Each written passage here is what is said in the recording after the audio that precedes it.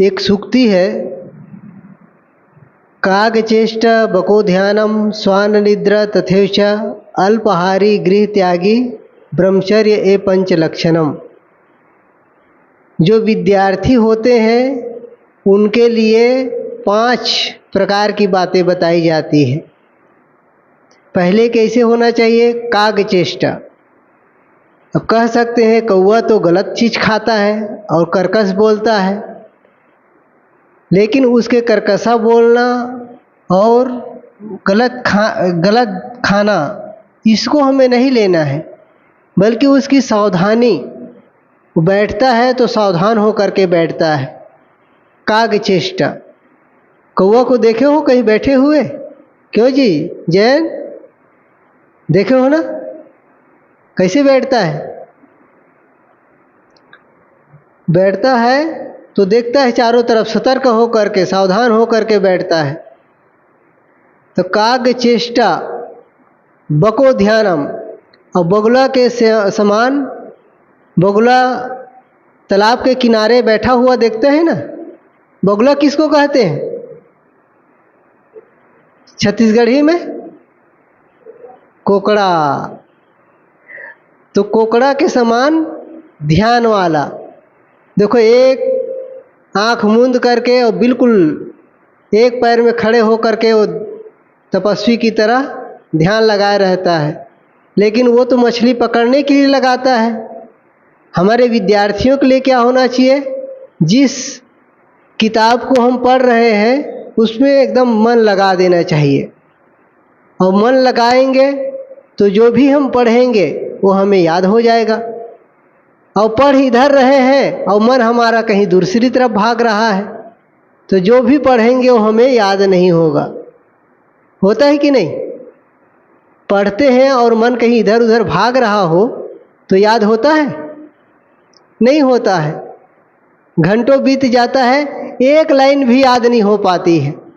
लेकिन यदि एकाग्र मन से हम करते हैं तो थोड़ी ही देर में हमारी याद हो जाती है। चाहे भजन याद करें, साखी याद करें, अपने जो भी पोयम याद करें,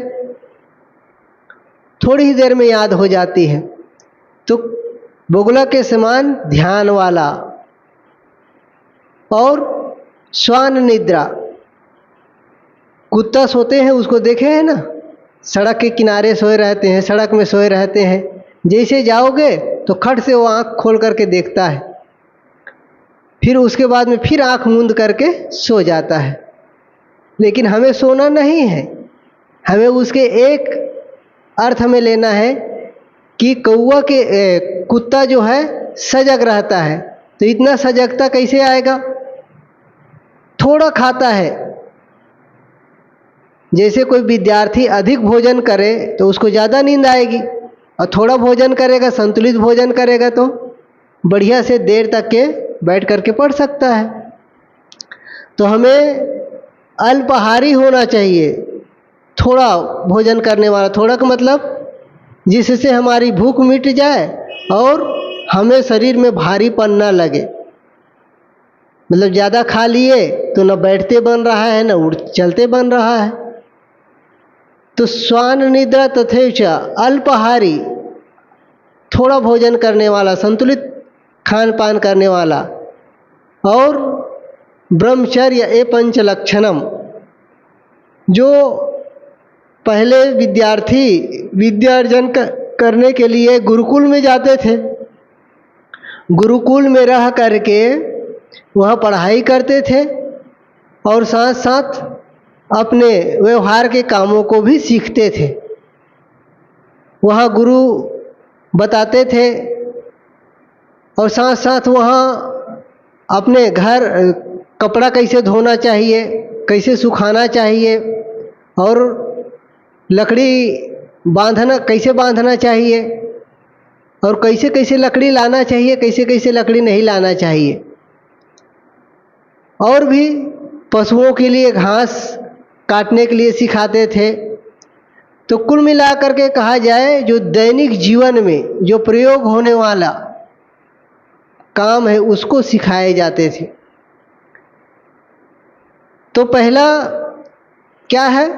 काग चेष्टा, कौआ के समान सावधान।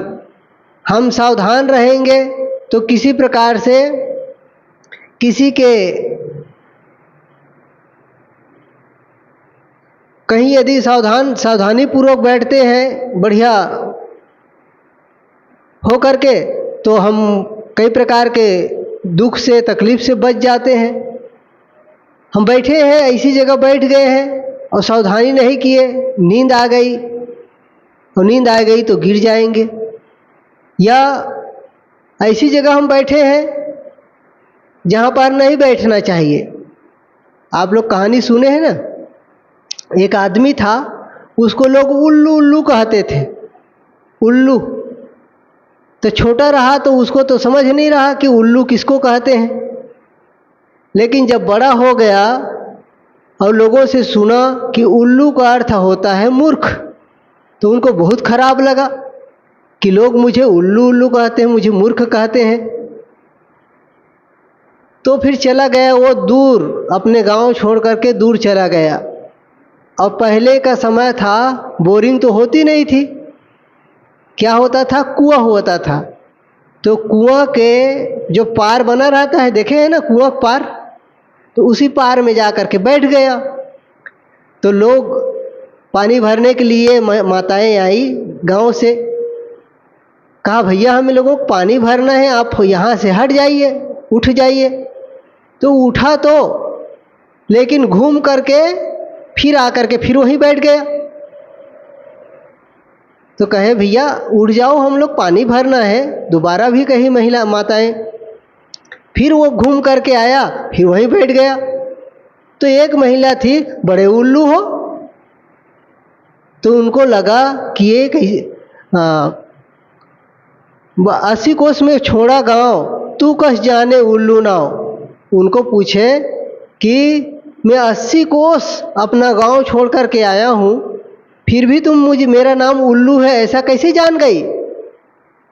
तो जो पनिहारिन थी, पानी भर रही थी, उसने कहा कुद कुदाहिन दाहिन बाव, तब मैं जाना उल्लू नाव। घूम फिर करके जब वहीं पर आ करके बैठ गए, तब मैं जान गई कि तुम उल्लू हो। तो लोग बेवकूफ़ी करते हैं जहाँ नहीं बैठना चाहिए। जैसे एक विद्यार्थी है, ज़्यादातर उनको लड़कियों के बीच में नहीं बैठना चाहिए। क्यों नहीं बैठना चाहिए? कि धीरे धीरे धीरे धीरे फिर एक दूसरे में मोह हो जाता है, जिसे लोग कहते हैं प्यार हो गया है, प्रेम हो गया है। तो ये छोटपन में ही जब प्रेम के चक्कर हो जाएगा तो पढ़ाई लिखाई होगी नहीं, पढ़ नहीं पाओगे। अब पढ़ नहीं पाओगे तो जो विद्या आना चाहिए वो विद्या भी नहीं आएगी। तो कहते हैं काग चेष्टा, कौआ के समान चेष्टा वाला होना चाहिए, सावधानी पूर्वक बैठे। वो ऐसी जगह में न बैठे जहाँ बैठने से हमारा मान सम्मान में हानि हो, साथ साथ हमें लोग गलत दृष्टि से देखने लगे। कल हमारे साथी उदाहरण दे रहे थे ना, शराब, एक आदमी, कहीं कोई आदमी सज्जन हो, लेकिन शराब के दुकान में जा कर के यदि पानी पीता हो, दूध पीता हो, तो उसको यही कहा जाएगा कि शराब पी रहा है। ऐसे ही गलत जगह में न बैठो, जहाँ जुआ हो रहा है वहाँ न बैठो, जहाँ शराब पिया जा रहा है, जहाँ मांस बेचा जा रहा है या काटा जा रहा है वहाँ न बैठो। ऐसे कई जगह है जहाँ नहीं बैठना चाहिए। गलत जो गाली गलौज देते रहते हैं या किसी की निंदा चुगली करते रहते हैं, वहाँ पर न बैठो। निंदा चुगली की बात सुन करके हमारा भी मन खराब होगा और धीरे धीरे स्वभाव खराब हो जाएगा। तो काग चेष्टा बको ध्यानम, बगुला के समान ध्यान वाला होना चाहिए। जो भी हम पढ़ते हैं उसको हमारा मन जो है पढ़ाई में ही होना चाहिए। बढ़िया बैठो ना जी, पालथी मार कर बैठो, इसके अभ्यास बनाओ पालथी मार करके बैठने का। जयंत इधर आओ, जयंत सामने आओ, इस तरफ आओ। हाँ इधर सामने में बैठो, हाँ बढ़िया से बैठो। तो जो शुरुआत में छोटी छोटी बातों को हम ध्यान नहीं देंगे, कैसे बैठना चाहिए, तो जीवन भर में अच्छा से बैठ नहीं पाएंगे। इसलिए काग चेष्टा बको ध्यानम, बगुला के समान ध्यान वाला होना चाहिए। और जो एकाग्रता पूर्वक अपना काम करता है तो उसको जल्दी जल्दी विद्या हासिल होती चली जाती है। और जो विद्यार्थी आलस करता है या खाने पीने में अधिक उसका मन लगा रहता है और पढ़ने लिखने में उसका मन नहीं लगता है, तो उसको फिर विद्या जल्दी से आती नहीं है, और आती है तो जल्दी भूल भी जाते हैं। तो बगुला के समान एकाग्रचित वाला होना चाहिए, जिसका मन एकाग्र रहता है, चित्त एकाग्र रहता है, तो थोड़े ही विद्या पढ़ने में बहुत उसको ज्ञान हो जाता है। और कुत्ता के समान, कुत्ता कितना भी गहरी नींद में सोए रहे, लेकिन जैसे आहट पाता है तुरंत उठ जाता है। इसी प्रकार से जिसका खान पान संयमित रहता है, जो हरदम अपने पढ़ाई लिखाई पर जिसका मन लगा रहता है, ज्ञान अर्जन में जिसका मन लगा रहता है, वह जल्दी सोता नहीं है। उसको एक बार किसी की आवाज़ सुने और फट से उठ जाता है। हम अधिक खाएंगे तो अधिक सोएंगे, और अधिक सोएंगे तो अपना समय जो है व्यर्थ खो जाएगा। इसलिए हमें व्यर्थ समय खोना नहीं है, बल्कि अपने समय को सोने के समय बढ़िया से सो लें। लेकिन जिस समय पढ़ने का समय हो, यदि नींद आ रही हो तो जा कर के मुंह धो ले बढ़िया से, और धो करके फिर और बैठ जाए। और कई बार होता है कि हम जो काम नहीं करना चाहिए वैसे काम करने लग जाते हैं। जैसे तालाब जा रहे हैं और तालाब के पार में कोई खंभा है, बिजली का खंभा है, जहाँ पर बिजली बत्ती जल रही हो, और हम क्या करते हैं, निशाना साधते हैं, पत्थर उठाते हैं और बल्ब में निशाना साधते हैं, चलो मारते हैं। तो ये भी गलत बात है, क्योंकि हम अंधेले में तालाब जाएंगे और कहीं वहीं सांप निकला हो, बिच्छू निकला हो, तो हमें डंक मार देगा, काट लेगा। ऐसे ही कुछ विद्यार्थी, उसके गांव में तालाब था, तालाब के पार में बिजली का खंभा, पूरा यहाँ से वहाँ तक खंभा लगा हुआ था, उसमें लाइट जल रही थी। लेकिन एक विद्यार्थी शाम के अपने मित्रों के साथ में उधर गया, और गया तो पत्थर उठाया और उसी में निशाना मारा, निशाना साधा, जा कर के बल्ब पर लगा और फूट गया। तो दूसरे दिन फिर गया तो अंधेले में गया तो जो विद्यार्थी वो बल्ब फोड़ा था, उसी को संयोग से उसी के पैर से सर्प दब गया, और दबा तो उलट करके उसको काट लिया। तो अब डॉक्टर के यहाँ ले गया, एकदम बहुत परेशान, बहुत दर्द, कई इंजेक्शन लगाए, कई बॉटल लगाए, धीरे धीरे उनका जहर निकला और फिर ठीक हुआ। फिर उनको पूछा गया कि कैसे हुआ, और उनके मित्र लोग कहे कि यही जो लड़का है ना, यही कल बल्ब फोड़ा था और आज सर्प काट लिया। तो कई जगह होता है हम लोग निशाना लगाते हैं, तो ये गलत बात है। गलत चीज़ों में इस निशाना ना लगाएं, और दूसरी जगह लगाएं जहाँ कोई नुकसान ना हो, कोई हानि ना हो। उसी से हम, कई बार होता है अपने कॉपी है, किताब है, जहाँ तहाँ फेंक दिए, हवा आई, इधर उधर उड़ रहा है या फट रहा है। तो कॉपी किताब भी हम सावधानी से रखें। जो प्रयोग की चीज़ें हैं, कपड़ा है जिसे हम रोज़ पहनते हैं, आए स्कूल से और अपने जहाँ पर रखना चाहिए वहाँ नहीं रखे, बस फेंक दिए चले गए।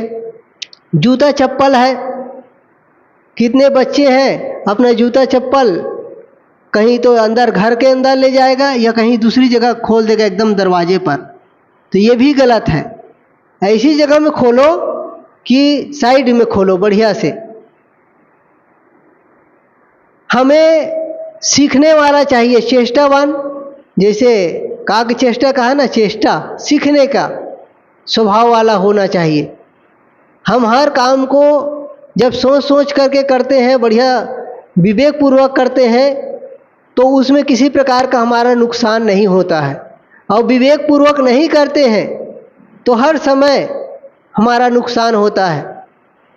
एक है शारीरिक रूप से नुकसान होना, दूसरा है मानसिक रूप से नुकसान होना। शारीरिक रूप से नुकसान होता है कि मान लो घर में कई परिवार है, लेकिन हमारी आदत गलत है, चोरी करने की आदत है, और कोई सामान पड़ा है अंदर घर में रखा हुआ है, हम उठा करके उसको प्रयोग कर लिए। पिता के जेब में पैसा है और हम गए और निकाल करके उसको कहीं कुछ खा लिए, कुछ खरीद लिए और बताए ही नहीं। अब पिताजी गए बाजार, वो पैसा टटोलता है तो देखता है पैसा ही नहीं। तो चोरी करने वाला स्वभाव ये गलत स्वभाव है। हम थोड़ा ही खर्चा करेंगे, थोड़ा रुपया यदि खर्चा करेंगे तो कभी भी चोरी करने का अवसर नहीं लगेगा। अधिक खर्चीला नहीं होना है। हाँ ठीक है, हम अपने जब कमाने लग जाएंगे, हमारे पास पैसा हो जाएगा, तब हम खर्चा करें। और पिताजी के जो कमाई है हमें पढ़ाने के लिए वो खर्च कर रहे हैं, कितना मेहनत कर रहे हैं, तो हमें जाओ जयन थोड़ा मुंह धो करके आ जाओ, जाओ ऐसे मुंह धो करके आओ, जिसको नींद आ रही है मुंह धो करके आ जाओ।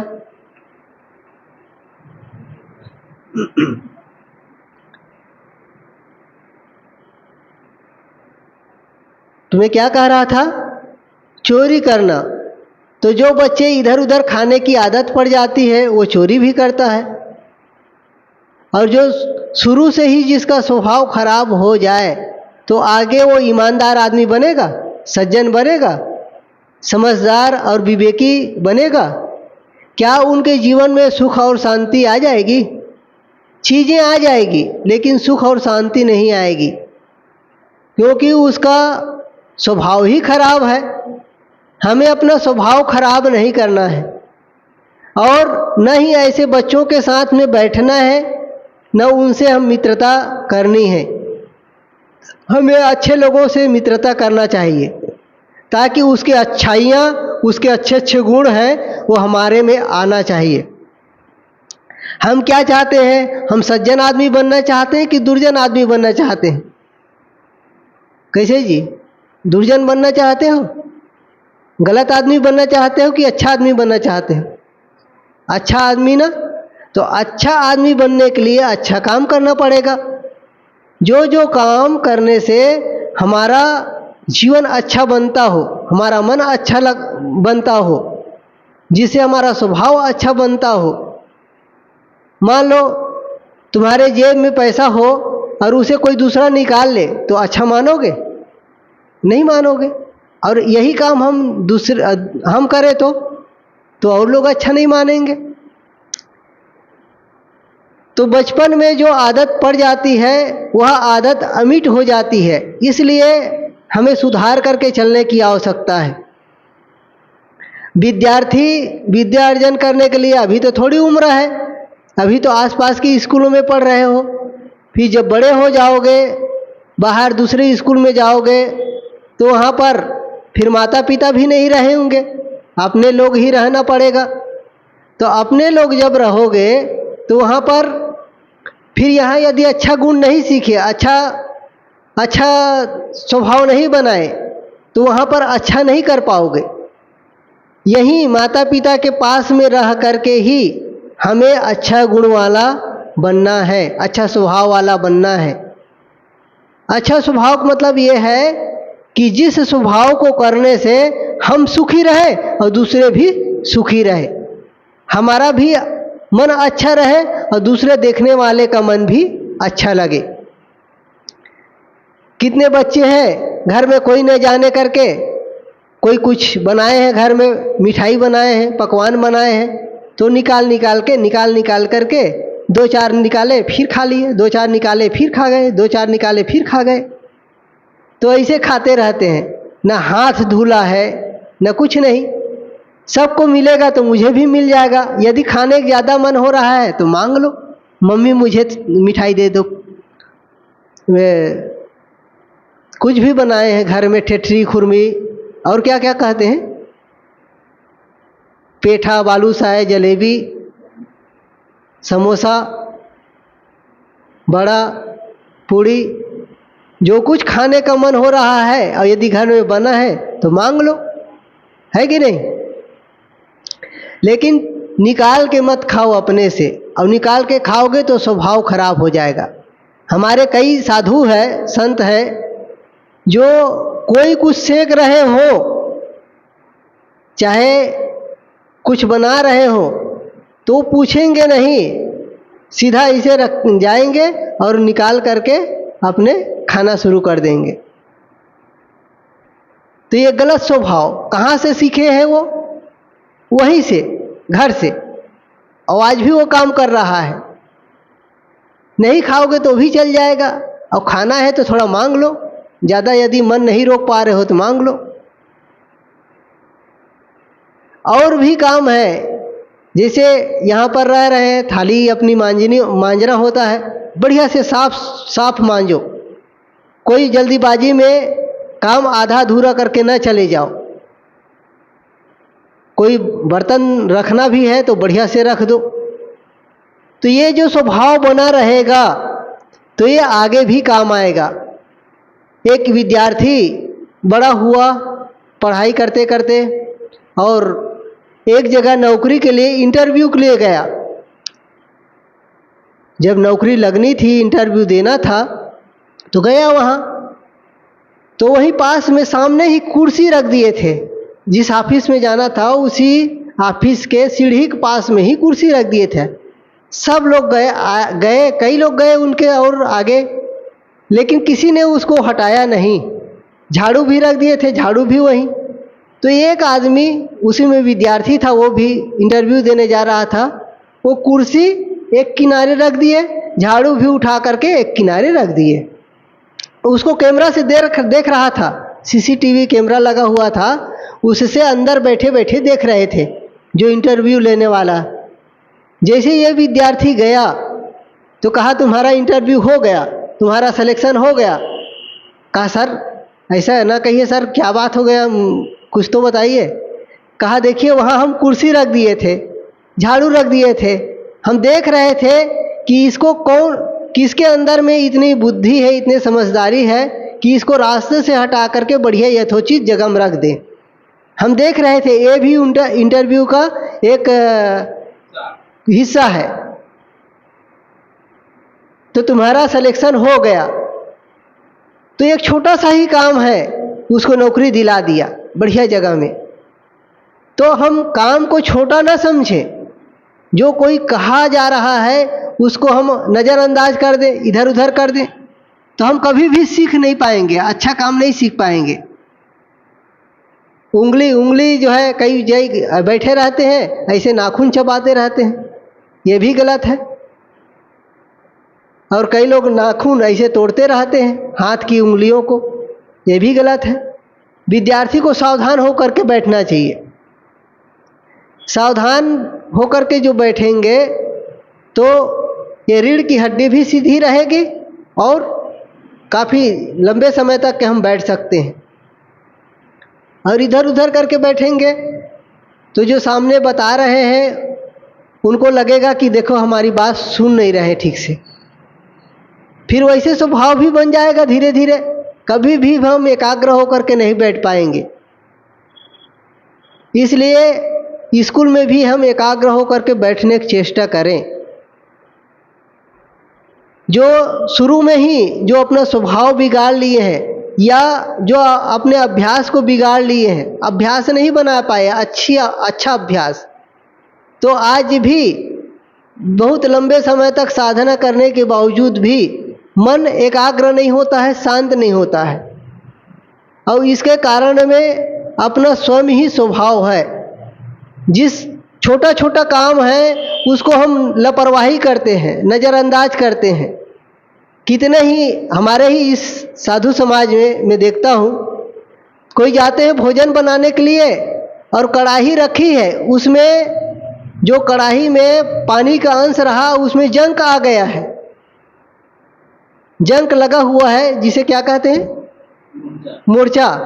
मोर्चा लगा हुआ है, सीधा वहाँ से उठाएंगे कढ़ाई और ले जाकर चूल्हा में रखेंगे और एक कपड़ा, साफ कपड़ा लेकर के उसको बढ़िया से पोंछेंगे।